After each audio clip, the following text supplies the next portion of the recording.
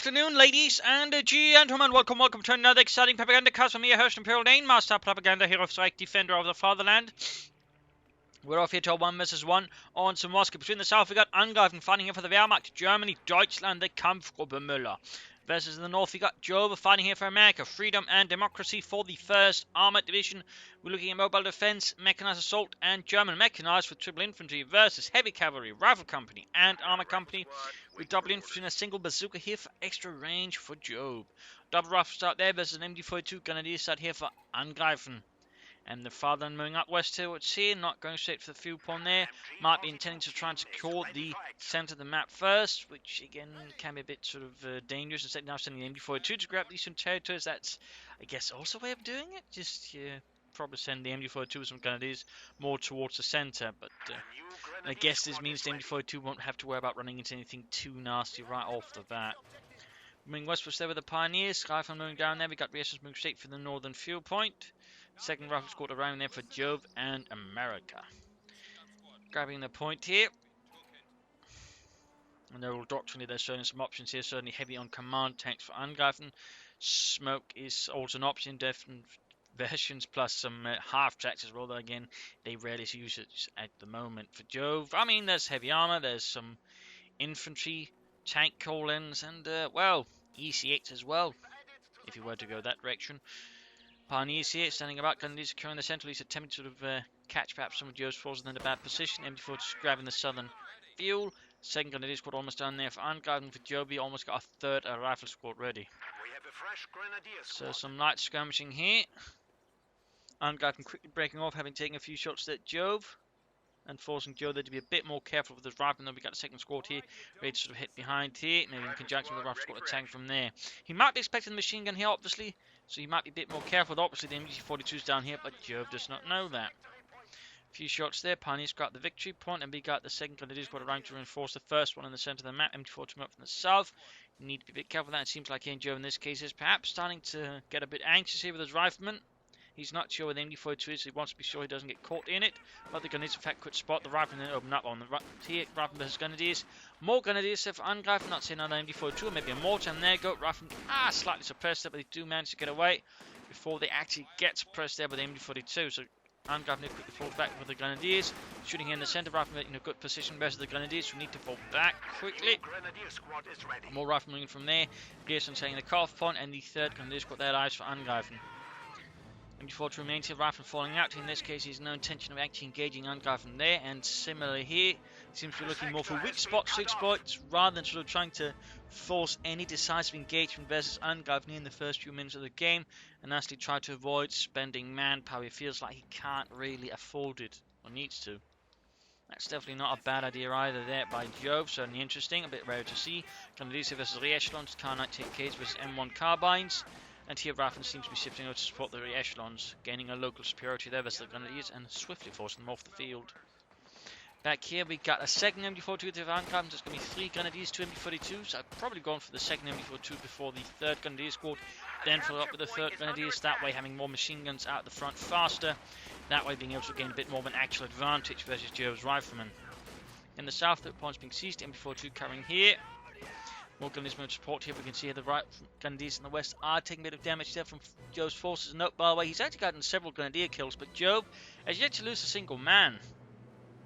So, I mean, he's got a decent amount of map there, and again, he's done some damage, but again, not really suffering any, so, I mean, despite perhaps a slightly more cautious approach, it's so far working out decently, because it allows him to fight more decisively versus Angreifen. No, just to get, well, not decisively, but just more advantageously, I think there's better word there. So that way you sort of slowly pinprick him and sort of bleed him out there, because we see the re-echelons are beginning to suffer losses here, so that's, oh, there's one loss there, but still even then, 3 grenadiers for 1 re-echelon, 2 re-echelons is still pretty damn good. And he might be able to keep it up for a bit longer. There we go, in fact we got a nice flank here behind the grenadiers there. Very nice move there, but Jove got a full retreat here, and again he's only paid 3 re-echelons for 3 grenadiers, maybe even 4 soon enough. But we've got another MD-42 ready to cover the cutoff point. Should be able to bait some of Jove's rifle into that and then cut them to ribbons, except it looks like he might not take it, but there we go, moves ahead, and there we go. MD-42 unleashes hell on the rifleman. More from the way for Jove, not a bad idea. We got rifleman. Oh, minefield here, and there we go. first rifle loss, but even then not too heavy losses there for Jove. Got some skirmishing over here. Grenadiers versus Riflemen. Riflemen retreating, so one rifle loss so far again. Reminding S-Mines they didn't do too much. Bit of bad luck, I suppose, from this field for Angreifen. Still might cause Jove to be a bit more careful. We got a medic bunker up here pretty early on for Angreifen. No luck to make a nice company. Should probably try and get up a bit faster. If we got the cap moving up, there's the Pioneers. Bazooka on the way there. Jove is taking no chances with German light vehicles. And he's opting to bring in the bazooka as fast as possible. Got the mortar opening up and around the Grenadier successful position around the house here. And we got the doctoral choice here. First one is from Jove, and is in fact going to be Rifle Company. It certainly is one of the rare companies from the Americans, but it's still a pretty good one. I mean, you get flamethrowers for every echelons, which makes them pretty good. You get access to the EC8. Sprint, though, of course, it's a slightly more expensive in a sense. Not so much, of course, resource-wise, but again, it just has that down period time, unlike other sprints. And you get flares, though no one really uses that one, though it's not exactly bad. And of course, you get the white phosphorus barrage, which is pretty good. So, overall, it's a pretty solid doctrine. It's just, not heavy cavalry, which just allows you to call in EC8s and Rangers. You actually got to train the stuff here to make it work, but I still think it's a pretty solid. There we go, rapid caught here by the MD42. But that mortar doesn't have anything to immediately sort of put Jove's mortar on a bit of a problematic position. If you got like to make it as company going up, they could head up, I think, a bit faster. Gonna use for that machine guns being westwards. Slight repositioning as we got the mortar opening up there. Nice handling there by Angreifen. The number 7042 further up here. He's probably not aware, though, of the fact that Jove is planning for flamethrower, so he could be slightly surprised. In this case, he didn't upgrade that squad. In fact, he went for a fresh squad to upgrade with flamethrowers. That's actually a bit interesting there by Jove. Captain Nevis' Grenadiers. Stations there being blasted by the MD42. And over here, victory point secured. Grenadiers could try to sneak up here, maybe get off a rifle grenade against the mortar. Second MD42 moving up. But there we go, we got the rear moving into flank. Captain here still suffering out here. Overall, keeping up 2 Grenadiers across the light machine gun, they're occupied. Very nice move there for Jove. Tactically allows the reactions more easily just move up here and flank his heavy machine gun position by the eastern outskirts of the village. And there you go, forcing a complete flank there of both MD42s. Nice work there by Jove. Overall, nice handling there of the map. Still got the Grenadiers in there, doing some damage to the captain, but still, he just got most of the support weapons rushed off the field, and he's got nothing out of the like to make a nice company. Though really, at this point, he should be. Again, he's seen the captain for some time, so any slow tech there can easily get punished. I mean, he's got no... Well, he's got a telemine going out there, but beyond that, there's no packs, no nothing. He could certainly be forced here to go for a mobile defense doctrine, forcing a reactive doctrinal choice there versus Jove. Deal with it, which could backfire a bit, though at least prevent him from going for anything else. Of course, the Puma could also be quite nasty. We got Panzer Grenadiers on the way for Angreifen, probably in response to the captain. Interesting choice there. No packs right away, at least.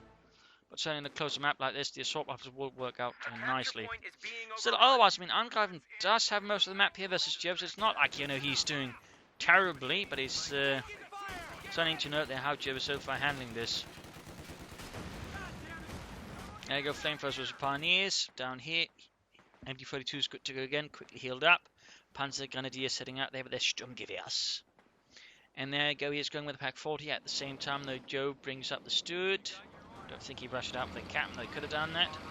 Otherwise, we get the M5A1 out there for Jove.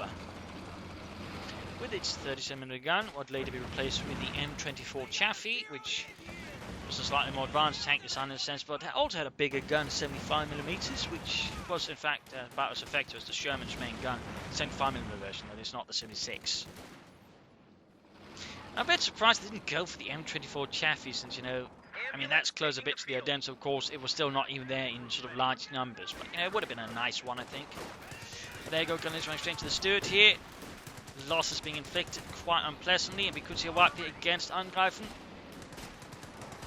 Steward continues its pursuit, firing machine guns and main gun there. Already more or less got in one squad. There we go, fully wiped the Grenadiers.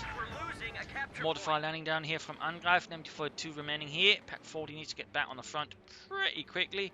And up north here, we got Panzer being pursued by Riflemen as he goes straight for the fuel point. There we go. Actually looks like he baited them out there, perhaps realizing Jove would have to defend it. In this case, able to draw out the Riflemen into the open here. That's actually a very nice feint there by Angreifen versus Jove, and Jove fell for it. Pack 40 pioneers moving towards the centre. I mean, he's got one telemine there, which could help in case the Stuart gets really, really aggressive, but it's not going to help beyond more than that. Because they're getting blasted from machine gun fire. One of these coming from the south as well. And there you go, grabbing the northern fuel point for the fatherland. And in fact, could connect it to its own resources quickly and then actually gain a fuel advantage over Jove, which would be quite handy for him. In fact, right now he could easily afford, I think, to take up, go for a support call, and try and rush out some armor to that way, you know, punch Jove's Stuart on the nose. We'll have to see what he aims for, though. Also, what did I actually see he had a mortar at the same one point? That was a mistake for me. Really big mistake. Oh well. Only Jove has the mortar. There go guns being caught here by the Stuart. 13 on the gun and machine guns there turning into them. 7 kills.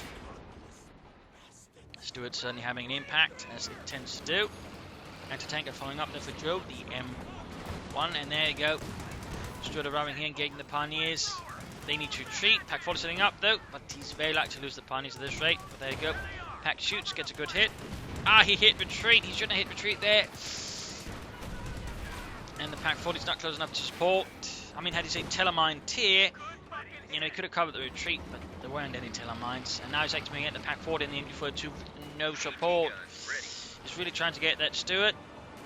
He's been suffering loss. In fact, he's got no pioneers, so even if he teched up now, well, he has teched up. In fact, he can't build a support core. In fact, he should be prioritizing that instead. I mean, he's actually got easily the resource to build the support core by now and get out of Panzer. So the fact he hasn't done so is a bit awkward, to be honest. And I do think it is one of Angreifen's bigger weaknesses at the moment. Tech-wise, he tends not to be very good at pushing the advantage if he has one. In fact, he tends to be what described as pretty slow when it comes to tech, which can allow his opponent just to, well, basically pull ahead there. Which in particular is problematic since he also lacks tier 4. And when you can't then tech fast enough for tier 4, you end up making it really bad. I mean, you really want to go for tier 4, you need to be fast about it. You need to be swift and you need to be decisive. That tends to be one of Angreifen's mistakes there. Again, when it comes to tech, he just isn't that.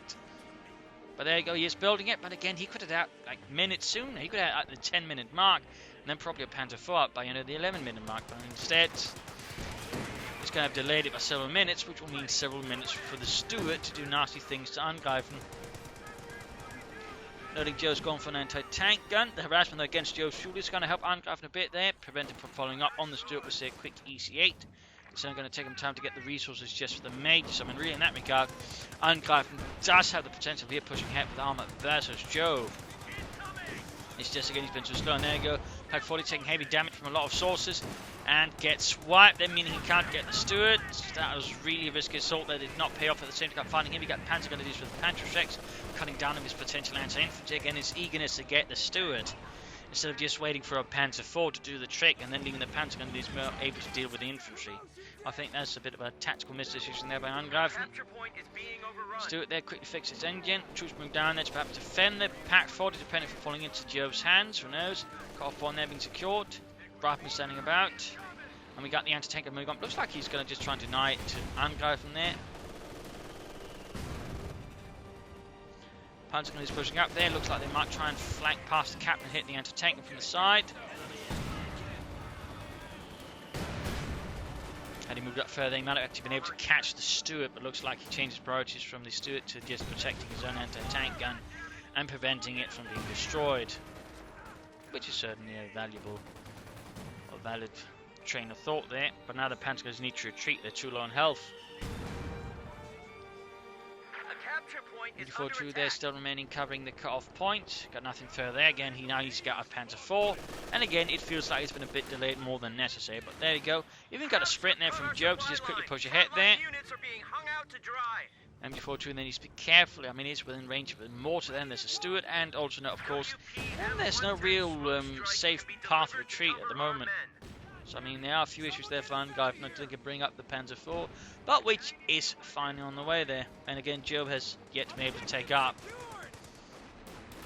So, I mean, it's not like it's all bad for Angreifen. Again, he's had good map control, he's had most of the fuel. It's just he hasn't been able to push set advantage into something more decisive against Jove. That's definitely always one of the bigger challenges for the Wehrmacht, because again, unlike any other faction, you don't just have to build stuff, you have to tech it first, then build it. And again, unlike the Western factions, you actually have to also use units for it. Again, you can't just, click a button, then get a unit and the tech plus the structure at the same time. I mean, that's, again, one of the reasons probably why the Western Allies do have some advantages over the Axis, particularly the Wehrmacht. Well, actually, only the Wehrmacht. The Oberkommand, of course, also has some of those benefits. But again, the Wehrmacht, they just have to do so much more to get anything done. And again, that also requires more mental effort and attention. And attention is very much a resource. So that rather gives, for example, the USF a bit of an advantage over the Wehrmacht there as well.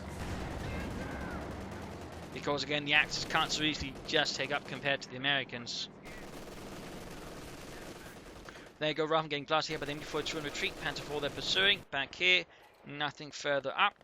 Still no sign of any. Oh, he's got the Panther 4 obviously out. You could actually go for an Ostwind right now, and I think a quick Ostwind to support the Panther 4 here would be a very strong choice, but help deal with infantry, put some pressure on the steward, and just, murder the troops. And I think that's primarily what you should be aiming for. We even got a munitions cache up here for Jove, interesting enough. Not fuel, not say aiming for quicker armor, or more armor overall, just munitions. So you might be aiming for weapon upgrades, more of them, BARs, maybe some flares, sprints, and even white phosphorus. So interesting choice there by Jove, interesting choice.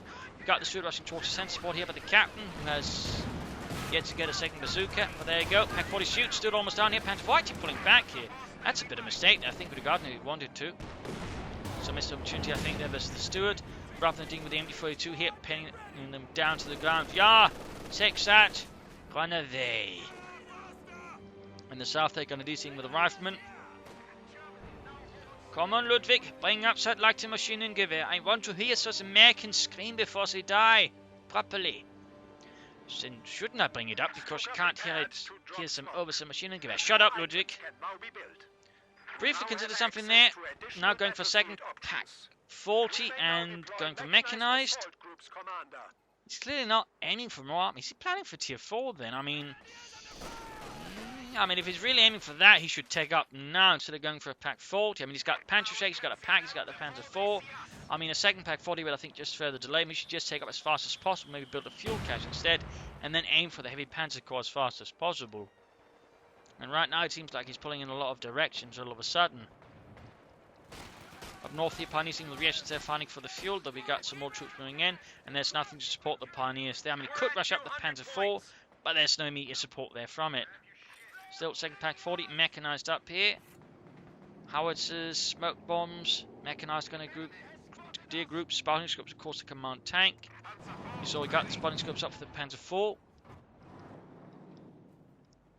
which actually allows it to slightly increase its effective range, since it's only got line of sight, I think, for like 35, but the full range is 40.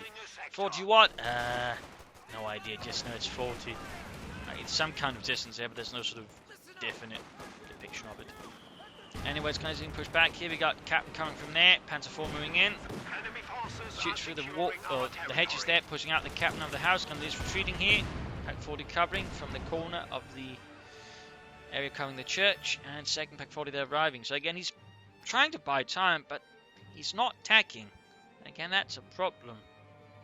And again, it's sort of Angreifen's Achilles heel at the moment. Again, tech-wise, he is very weak. And again, as the Wehrmacht, teching itself is a very important part of the faction.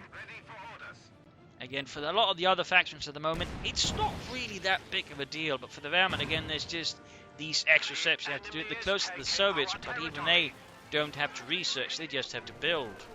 In the Wehrmacht, there's both researching and building involved.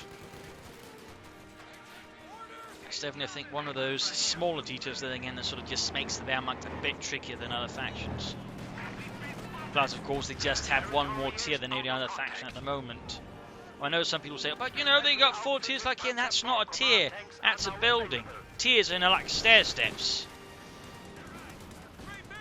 One step, one step, one step, one step. Otherwise, you're living in an M.S. Escher painting if that's not how steps work in your world. So again, that's how tiers work, like steps of a stair. In that case, the Wehrmacht is the only one really with a 4th step on those stairs. Anyways, enough about that. We got Ruffin dealing with the Panzer 4 there. We got Stuart sneaking up. Panzer Grenadiers moving in as well. In the south here, Jove has finally caught the point there. We got Grenadiers dealing with the Major. Jove's actually floating quite a bit of manpower. Fuel cache would still be, I think, a good idea here for him. Angreifen needs to tech, he needs to build the heavy panzer corps, yet he isn't.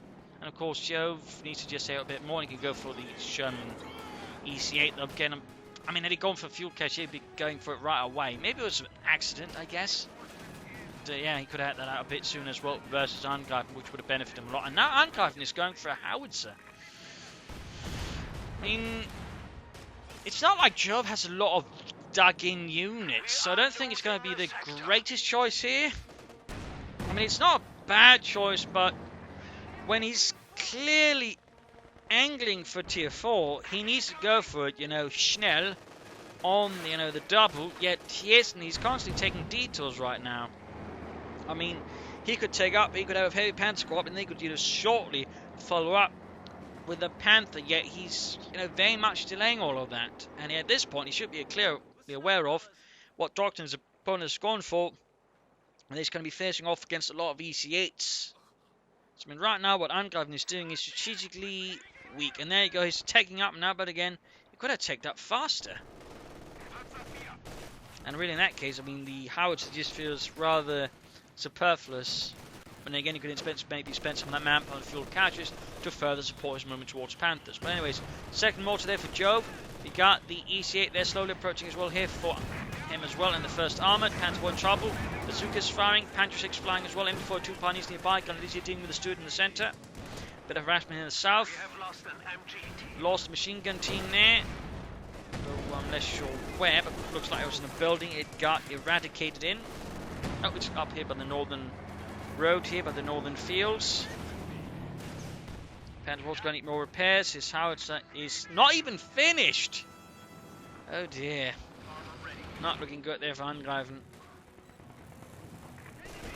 In the south, they're going to do versus Stewart, veteran C2. Opening up with a machine gun and main gun there. Pack 40 sort of bunched up, not really able to support much. Angreifen slowly feeling the noose tightening around his neck here. And there we go, we got the Sherman EC8 out here with its 76mm gun.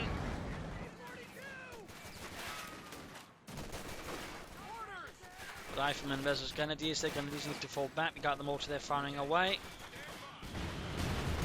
Second mortar fire from the north. Grenadiers need to retreat now before he loses them. I'm losing these veteran 3 Grenadiers for the light machine gun would, I think, be a quite brutal loss he would be able to afford. More rational here from the Jove in the south. Good. Jove are all feeling a lot more aggressive now. And now caught in the command tank. That's definitely not a good choice. Again, this is Angreifen just further delaying his tier 4 plan, which again all means he's just weakening himself further. I mean, again, he went for the double pack 40s, but again, unless he can turn them into a fast tier 4, I mean, he's just going to get slowly crushed because, again, his opponent's just bringing up more and more offensive equipment, infantry and so on, which again means the pack 40s will struggle. And even then, again, I feel like the second pack 40 was a mistake when he already had Panther Strikes. I mean, it's just his force composition is not very strong in the current environment.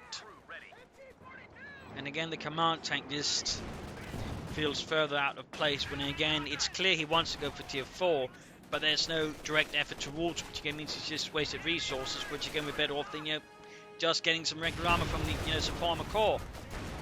Roughneck's going off, the damage being done, Roughneck taking losses.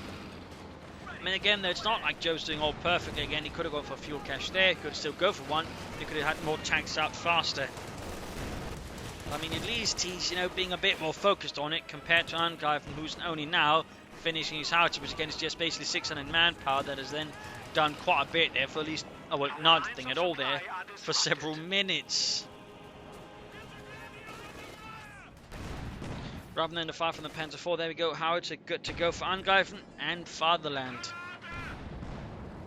Smoke screen down here. Good work by Jove. Good work. EC8 providing covering fire there from across the road. And he's Stewart following back. He's actually done quite a good work with it. And needs to get the command tank up here to support. Needs to send something down there to grab the fuel point back.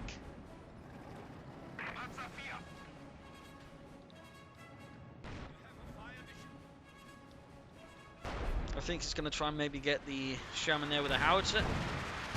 It's just firing, but there you go. Sherman taking it from the dogpack 40s. Close to half health there. Shattered by 105mm high explosive shell. Not exactly cost efficient use of precious artillery shells. In fact, by the later stages of the war, shortages of shells were actually a big problem for the German army, which in many cases meant they could only fire in like the most dire of emergencies, because that's really how many shells they had left. I mean, that was a common problem across, for example, the entire Western Front. That's a little fun detail there, by the way.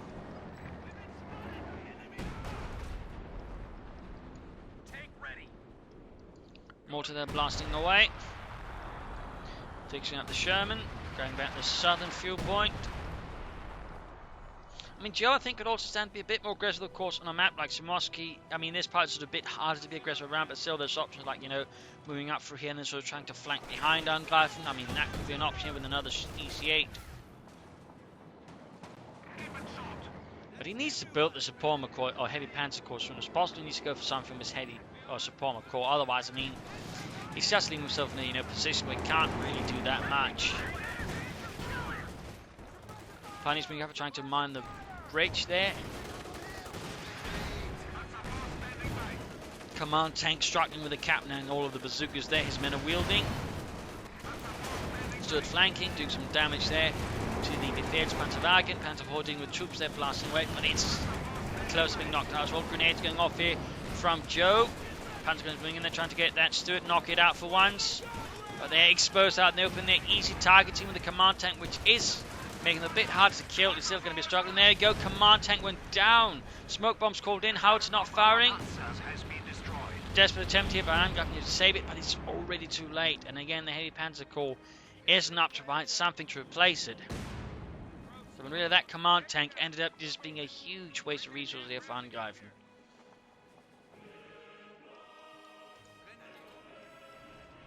The enemy is taking our territory. Blind fire again from the howitzers. So really, this howitzer so far is just a sizable waste of resources for him. I mean, he's fired, I think, so far 2 barrages, and they tend to be up just blind fire there, which again means there's no real guarantee of them hitting anything. Our opponents are seizing a sector, which just makes it a lot worse. And now he's barely got any map control here left. Not looking good for Angreifen. Not looking good. Whereas Jove again is actually doing pretty well. I mean, he had a rough start there again as Angreifen just went in victoriously, secured most of the map, but Jove has very well been able to take advantage again of Angreifen's issues with teching and force composition. And just been able to, I think, very solidly punish Angreifen for it.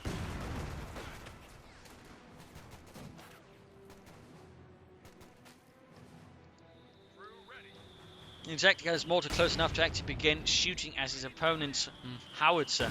That's a bit embarrassing there for Angreifen, losing his howitzer to an enemy mortar. There you go, we got a second EC8 on the way for Jove. More tanks. And there you go, Angreifen finally building the heavy panzer corps. Finally, but again, it's been just so massively delayed for him. Massively.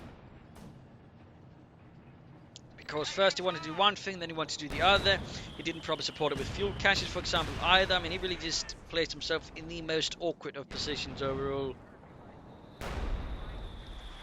Which again only means he's now getting it at this point in the game. Oh! Got the mortar with the howitzer. That's actually the howitzer's first kill. The enemy mortar. Because he actually knew where it was. Because it was firing at his howitzer. Yeah, we finally killed something. Yeah, I just can't help but feel a bit embarrassed about it. You see they're getting some hits there. So in here not really helping Angreifen defend against it. We got fighting positions here. We can see the Germans sort of really taking up a very dominating positions across the river here, making it very difficult for Angreifen to break through. And we got more fire there on his howitzer. He deal with the second mortar before actually he's going to very likely end up losing it. He's not trying to break out, but now he goes for the Sturmpanzer. Not a Panther, but a Sturmpanzer. I mean, there's a lot of troops, but the problem is there's also the double EC8s.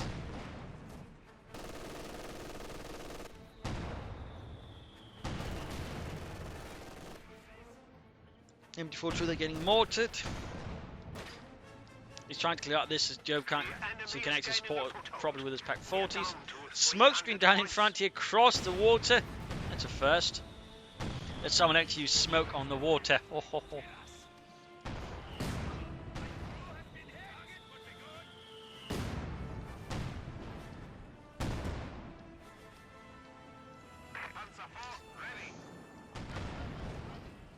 So we got the Sturmpanzer almost done there for Angreifen, still moving ahead. They're still alive, by the way. How to shoot to the second mortar. First shot misses. Second one, though, wipes as well. So far his howitzer has mostly just served as counter-artillery. Very expensive counter-artillery, but at least it's sort of earned itself in. Now, EC8 covering the southern fuel point alongside the rifleman. We got the Sturmpanzer moving in. Heavy pack fire there against the Steward, almost knocking it out. And we got artillery called in for the Major on the howitzer. He's keeping his infantry close, though. He's easily walking through there with a bunch of infantry. That is definitely not wise. Sturmpanzer not achieving too much there for him. He's adding spotting scopes, he's adding the Pendulum out machine gun there. He needs to make more of a concerted effort to break through. I mean, the thing is, he actually had a victory point, you know, Jove as well. And he's just sort of gone away. I mean, really, again, teching for the Wehrmacht is very much important.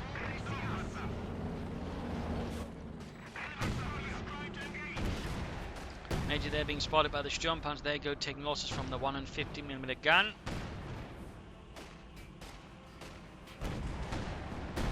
Major wiped.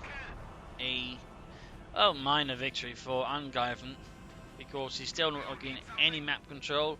Jove is very much still locked down the map. He's still got sizable resources behind him, which Angreifen doesn't really.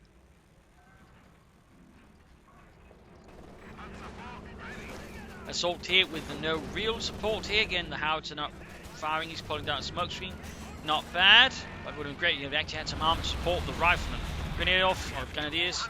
So in this regard, the assault ends up being a bit scattershot and not very focused, which isn't certainly to the benefit of Angreifen.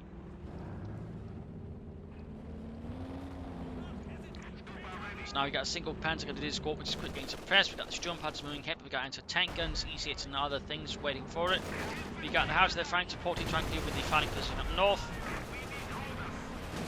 So maybe waiting for a target like the anti-tank gun. Still quickly stand up. They're already down to close to half health. Pack 40's not moving up to assist. Oh, bazooka fire there, anti-tank fire there against the Panzer 4. Artillery not really having much success there. Versus the fighting position, he tries to blitz out the Panzer 4, but he goes out of control, crashing here by the road bridge there to the south, west.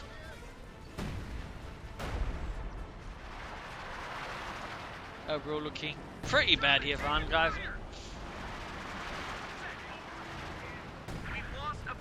Got the fighting position, a tiny victory there for the Kampfgruppe Müller. Up north we got Panzer here versus the EC8 as rolls in there and tries to crush them up. We just murder them up close with main gun and machine guns. And there you go, half the unit gone, and Angreifen there's forced to retreat to pull back. It might even then be too late. Back force they're finding out moving there, opening up here in the EC8. Damage done with Panzerfaust packs and who knows what else. And we got here White Faust called down in the midst of Angreifen's assault. Very good move there. Sturmpanzer shoots. EC8 flank behind the Pack 40 stood moving in here. White Frost was engulfing everything. Machine guns, pioneers, Sturmpanzer.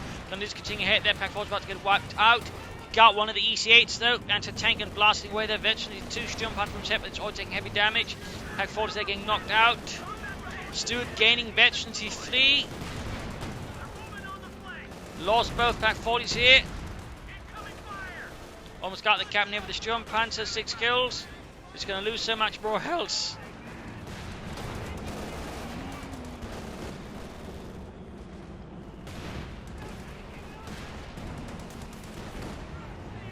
Sturmpanzer moving in, there you go. Veterans 1 game, but they're going to tank and shoots and knocks it out for the rear armor. And with that, Angreifen is pretty much broken here. Like a paper cup.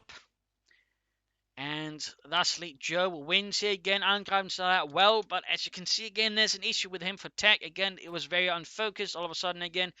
Okay, initially, Bit slow there, but still alright. He went for the Panzer 4, still had an advantage with it. He had a lead, but failed to follow up on it, instead trying to take ahead. But then he just sort of completely went scattershot again, then decided, oh, no, I need a howitzer. Now I need a command tank, He didn't just, try to decisively push for it and hope he could pull through, which really hurt him. Plus, again, he went for Panzerschrecks and a Pack 40 when, I mean, he went too much and the anti-tank had failed to be able to contain the infantry as well at the same time. So in that regard, his force composition also became very awkwardly balanced, which only gave Joe more of an advantage. I mean, again, you should be careful about just upgrading your panzer grenadiers with Panzerschrecks. I mean, they're really good anti-infantry, and in particular, versus the Americans, you really want them.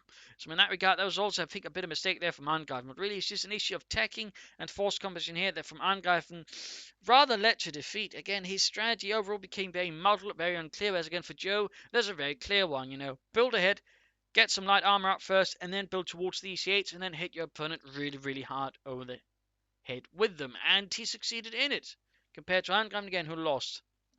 So, I mean, good use of Rifle Company, nice to see it being utilized against one of those rare doctrines.